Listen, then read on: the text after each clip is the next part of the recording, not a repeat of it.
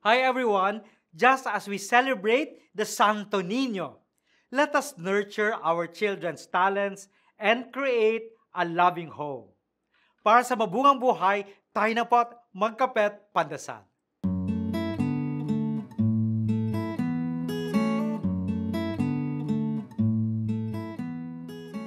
Just like the Santo Niño, the young Jesus who amazed the temple teachers with his wisdom, our children also possess very unique talents.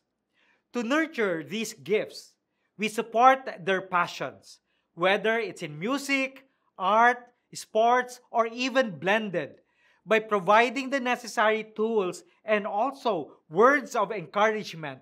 We can boost their confidence and help them reach their full potential.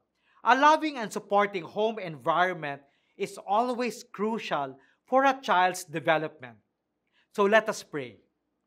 Lord, help us to create a loving and supportive home where our children can flourish.